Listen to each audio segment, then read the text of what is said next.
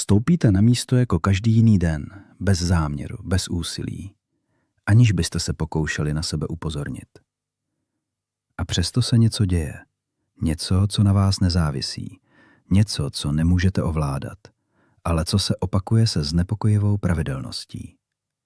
Nemluvně, které bylo neklidné a téměř na pokraji pláče, pomalu otočí hlavu vaším směrem, jako by zaznamenalo něco, co ostatní přehlédli.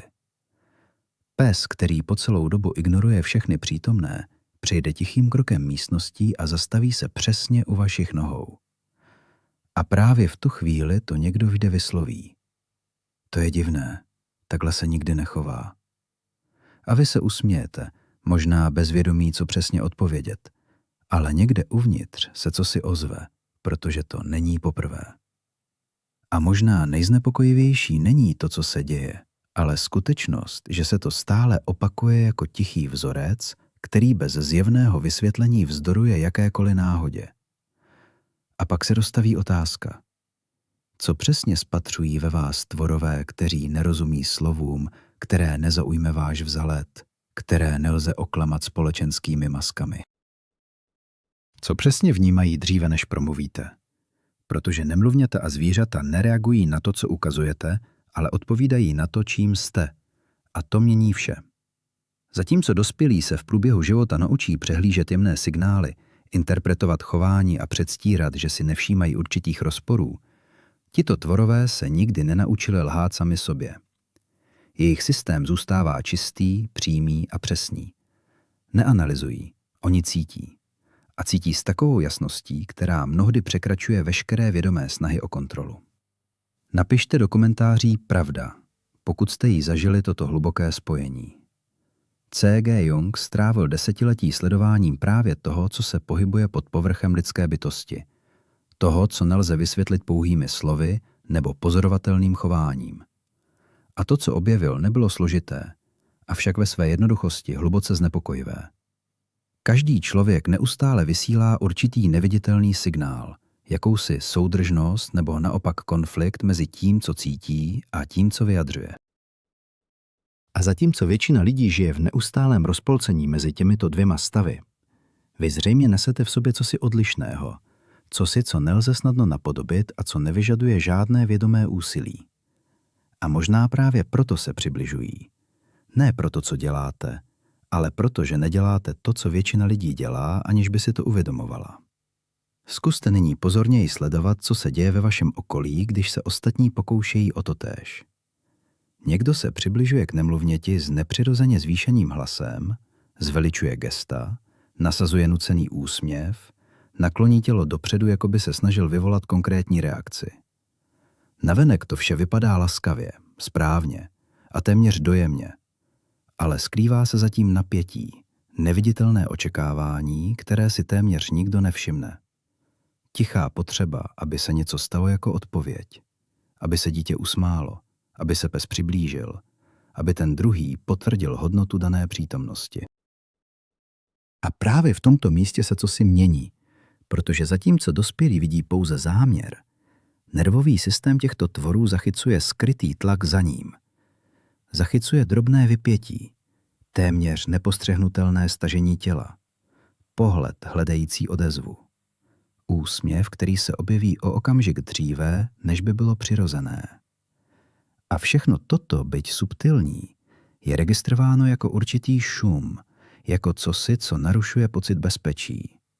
A pak zaváhají, odvrátí pohled, stáhnou se nebo jednoduše vydrží, ale nevydají se celý. Porovnejte to nyní s tím, co se děje u vás. Vy se nepokoušíte přimět nemluvně k úsměvu. Nepotřebujete, aby k vám zvíře přišlo. Neprojektujete žádný záměr na toho druhého.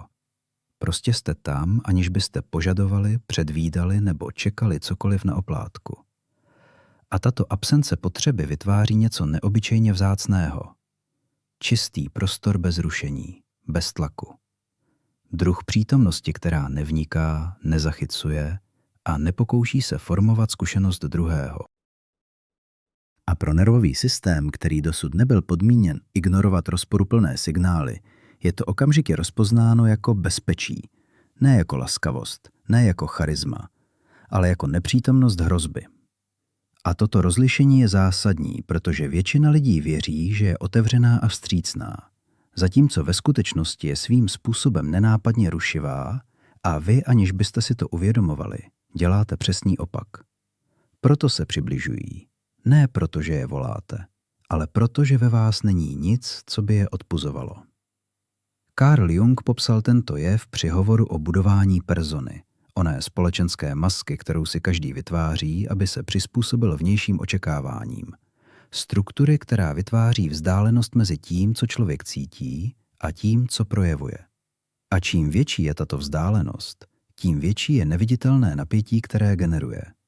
Napětí, které se dospělí naučili ignorovat, ale které tito tvorové vnímají s téměř absolutní přesností. A to, co u vás nacházejí, není dokonalost, ale vzácná soudržnost.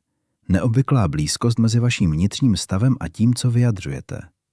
A to i bez slov nelze skrýt. Děje se zde ještě něco hlubšího, něco, u čeho se většina lidí nikdy nezastavila a nezkoumala to u sebe. Protože nejde jen o to, jak se chováte, ale o to, jak jste byli v průběhu času formováni. A to začíná odkrývat vrstvu, která může být nepříjemná. Tato soudržnost, kterou nesete v sobě, tato absence rozdělení mezi tím, co cítíte a tím, co vyjadřujete, nevznikla z ničeho. Není to pouhý rys osobnosti.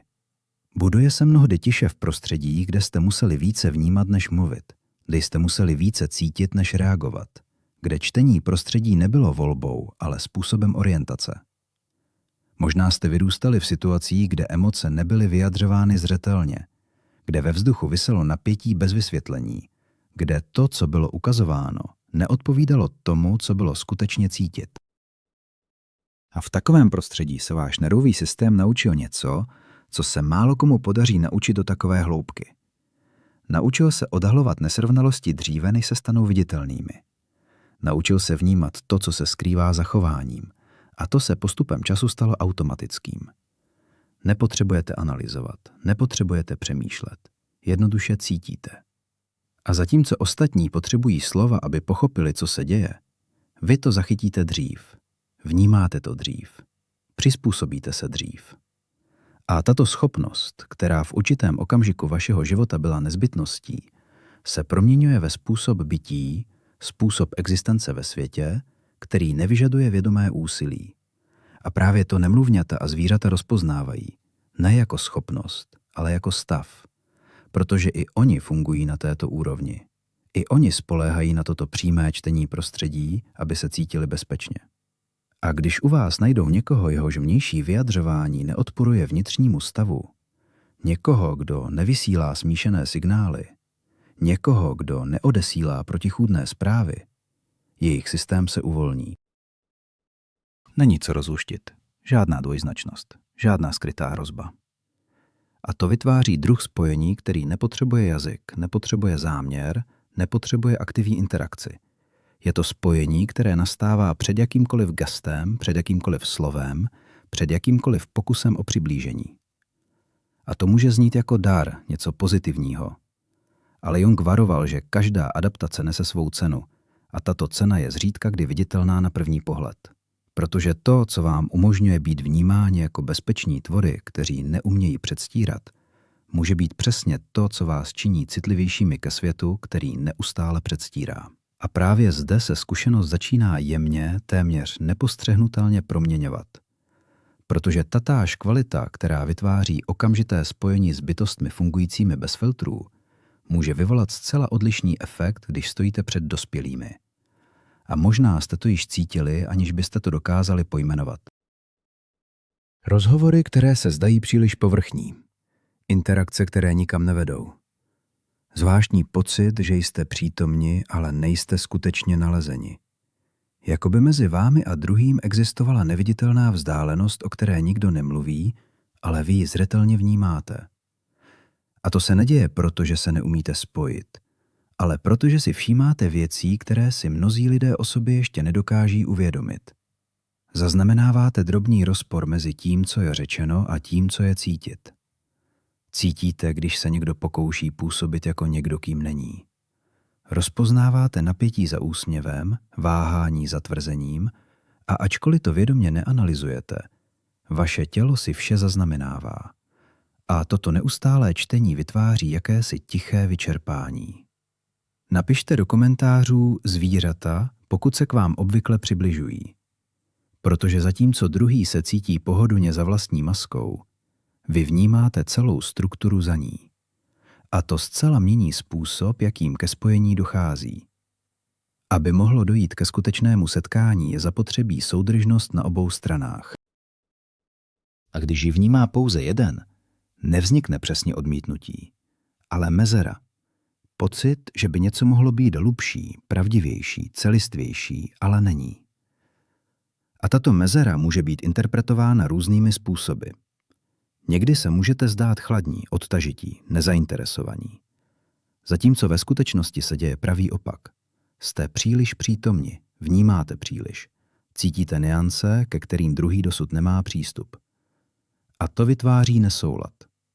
Zatímco vy nevstupujete, netlačíte, nežádáte. Mnozí lidé očekávají právě toto jako potvrzení spojení. Reagují na jasné signály, rychlé odpovědi, aktivní zapojení. A když se to nedostaví ve formě, kterou znají, interpretují to jako absenci, jako nezájem. I když je to ve skutečnosti jen jiný způsob bytí, přítomnost, která se nevnucuje, která se nepokouší zachytit druhého, která z interakce nečiní výměnu vzájemného potvrzení.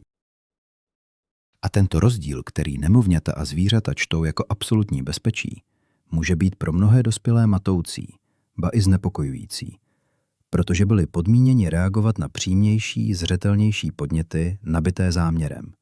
A když narazí na někoho, kdo tam jednoduše je, aniž by potřeboval cokoliv prokazovat, vytahovat nebo vyplňovat prostor, nevědí přesně, jak reagovat.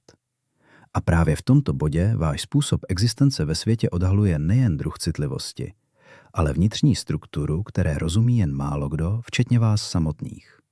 V celém tom tichu se skrývá ještě jedna vrstva, která je téměř vždy nepojmenovaná, ale která zcela mění způsob, jak tyto zkušenosti chápete. Protože to, co tito tvorové ve vás vnímají, není jen soudržnost, není jen nepřítomnost tlaku. Je to něco ještě vzácnějšího, něco, co Jung popisoval jako čisté vnímání, způsob vidění druhého, aniž byste ho proměňovali v prostředek k naplnění něčeho ve vás. A to může zpočátku znít abstraktně, ale stává se to naprosto konkrétním, když pozorujete, jak většina lidských interakcí skutečně funguje. Velká část lidí hledí na druhého a hledá přitom něco. Potvrzení, pozornost, ujištění, společnost, rozptýlení. I tam, kde je náklonnost, i tam, kde jsou dobré úmysly, existuje téměř vždy vnitřní pohyb, který se snaží vyvolat odezvu, reakci, pocit. A to vytváří dynamiku, ve které druhý přestává být vnímán jako úplná bytost a stává se, byť jemně, emocionální oporou, nástrojem pro generování vnitřní zkušenosti. Nemluvňata a zvířata to nedokáží vyjádřit slovy, ale s absolutní přesností cítí tento rozdíl. Být sledován jako někdo, kdo má produkovat odpověď, a být vnímán jako bytost, která prostě existuje, jsou na fyziologické úrovni zcela odlišné zkušenosti. Ta první vyvolává toleranci, ta druhá vzbuzuje důvěru. A to, co děláte mnohdy nevědomky, je přesně to. Setkáváte se s druhým tam, kde se nachází, aniž byste vstupovali do jeho prostoru, aniž byste se snažili formovat zkušenost, aniž byste na daný okamžik promítali očekávání, jak by měl vypadat. Když na vás nemluvně upře pohled a vy ho opětujete, bez přehánění, bez výkonu, bez potřeby z toho dělat něco víc, než to je, děje se něco vzácného. Odrážíte mu zpět jeho vlastní existenci. Ne to, co vám může dát, ne reakci, kterou může vyvolat, ale jeho přítomnost samotnou.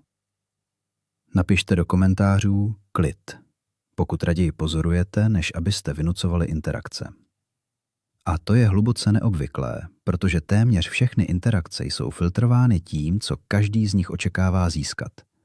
A proto zůstávají, proto neodvrátí pohled, proto se přibližují bez váhání, protože od nich není nic vyžadováno, nic na ně není promítáno. Existuje jen prostor, kde mohou být, aniž by museli na cokoliv reagovat. A to je pro každý živý systém jeden z nejčistších druhů bezpečí, jaké existují. Ale právě v tomto bodě se začíná odkrývat něco hlubšího a intimnějšího, protože tento způsob vidění druhého, tato schopnost být přítomní, aniž byste se pokoušeli zachytit nebo vytěžit, není jen krásnou nebo obdivuhodnou vlastností. Říká to něco velmi konkrétního o způsobu, jakým jste se naučili existovat ve světě. A možná jste o tom nikdy nepřemýšleli tímto způsobem. Existuje však hluboký rozdíl mezi tím, kdo neustále potřebuje zaplňovat prostor, a tím, kdo ho dokáže obývat v tichu. Mezi tím, kdo hledá potvrzení, a tím, kdo na něm nezávisí, aby udržel vlastní přítomnost. A tento rozdíl nevzniká vědomým rozhodnutím. Formuje se v průběhu času. Mnohdy v okamžicích, kdy jste si uvědomili, že tlačit, vyžadovat nebo od druhého něco očekávat nevede ke skutečnému spojení, ale jen k povrchním odpovědím. A tak jste postupně přestali tlačit, přestali naléhat, přestali formovat interakci a začali jen pozorovat, jen cítit, jen být. A v tomto procesu se ve vás cosi uspořádalo jinak. Vnitřní prostor, který nepotřebuje být okamžitě zaplněn, který nereaguje úzkostí na ticho, který se nepokouší kontrolovat, co druhý dělá nebo nedělá. A to, ačkoliv to může znít jednoduše, je nesmírně vzácné, protože většina lidí žije v neustálém stavu projekce. Snaží se přizpůsobit prostředí, aby se cítila lépe. Snaží se ovlivnit druhého, aby potvrdil něco v nich samých. A když narazí na někoho, kdo takhle nefunguje, co si v nich ztratí referenční bod, neví přesně, jak tuto přítomnost interpretovat, protože neodpovídá očekávaným vzorcům, nenabízí zřejmé signály, nehraje hru okamžité emocionální výměny, a to může vyvolat jak přitažlivost, tak znepokojení, v závislosti na míře uvědomění toho, kdo stojí na druhé straně. Pro bytosti, které tento druh podmíněnosti nemají, které se nenaučily hledat vnější potvrzení k regulaci vlastního vnitřního stavu, je tato přítomnost okamžitě rozpoznána jako něco bezpečného, stabilního, neohrožujícího. A to vysvětluje, proč se távají, proč si vybírají vás, aniž byste museli cokoliv dělat. Protože to, co u vás nacházejí, není jen někdo, kdo jim nevniká do prostoru, ale někdo, kdo je nepotřebuje, aby se cítil celistvý. A to je jeden z nejhlubších druhů svobody, jaký může nervový systém u druhého vnímat. A možná je to právě zde, kde to celé začíná dávat větší smysl. Ne jako logické vysvětlení, ale jako tiché rozpoznání něčeho, co jste vždy cítili, ale nikdy nedokázali uspořádat do slov. Protože to, co se odhaluje, není jen důvod, proč se k vám tito tvorové přibližují, ale to, co to říká o způsobu, jakým obýváte vlastní existenci. Tato schopnost být přítomně bez potřeby zachytit druhého, vnímat bez vnikání, cítit bez ztráty sebe, není běžná. A právě proto ji okolní svět jen stěží chápe. Můžete procházet situacemi, kdy máte pocit, že dáváte něco skutečného, upřímného, co však není rozpoznáno stejným způsobem, jako by hloubka vašeho vnímání nenacházela u druhého odezvu. A to může vyvolávat zvláštní pocit, ne přesně odmítnutí, ale nesoulad, jako byste byli na jiné frekvenci a zachycovali nuance, které nejsou sdíleny. A tento pocit, pokud není pochopen, může vést k mylným závěrům o sobě samém, jako by bylo v tom, jak se spojujete, nějaký nedostatek, zatímco ve skutečnosti se děje pravý opak. Nechybí vám nic. Přesahujete na úrovni, ke které ne každý má přístup. A to zcela mění perspektivu, protože to, co by mohlo být vnímáno jako odstup, chladnost nebo dokonce nezájem, je ve skutečnosti druh přítomnosti, která se nevnucuje, nenutí a nepřeměňuje druhého v prostředek k zaplnění vnitřní prázdnoty. A ačkoliv je to hluboce pravdivé, ne vždy nachází ohlas v prostředí, kde je většina interakcí stále vedena potřebou, očekáváním, neustálou výměnou vzájemného ujišťování. Carl Jung hovořil o tomto procesu jako o pohybu směrem k individuaci, kdy se člověk začíná vnitřně organizovat celistvěji, zmenšuje vzdálenost mezi tím, co cítí, a tím, co vyjadřuje. A čím více tento proces postupuje, tím tiší se přítomnost stává, tím méně je zapotřebí cokoliv dokazovat, tím stabilnější se vnitřní prostor stává.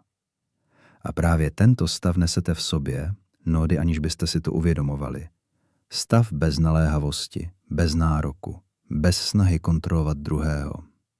A pro jakýkoliv systém, který stále funguje na základě přímého vnímání, to není jen příjemné, je to hluboce bezpečné, protože tam není skrytý konflikt, není zahalený záměr, je tam jen soudržnost.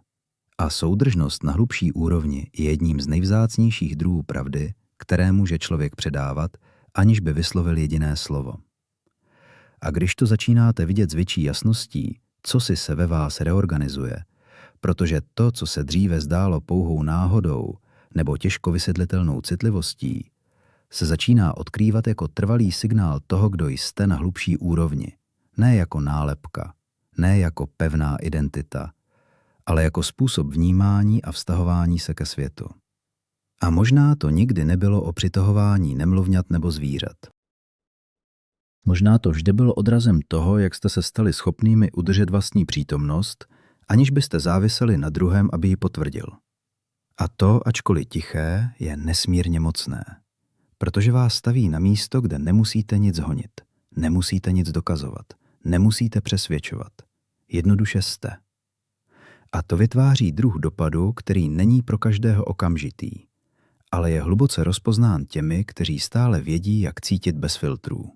A zároveň to vyžaduje uvědomění, protože pochopení této dynamiky mění způsob, jakým interpretujete své vztahy, mění způsob, jak se stavíte do situací, mění způsob, jak vnímáte to, co se kolem vás děje. A místo toho, abyste se ptali, zda je na vás něco špatně, když se očekávané spojení neuskuteční, začínáte sledovat, zda pro toto spojení skutečně existuje prostor, aby bylo autentické. Zda je na druhé straně soudržnost, zda je tam přítomnost. A tato změna, jakkoliv se může zdát jemná, zcela proměňuje způsob, jakým prožíváte své zkušenosti, protože přestává jít o snahu zapadnout a začíná jít o rozpoznávání míst, kde existuje skutečná rezonance. A možná nejdůležitější otázka není, proč se k vám přibližují, ale co přesně jste vnímali a dosud to nedokázali vyjádřit slovy. Napište do komentářů soudržnost, pokud pro vás tato úvaha dává smysl.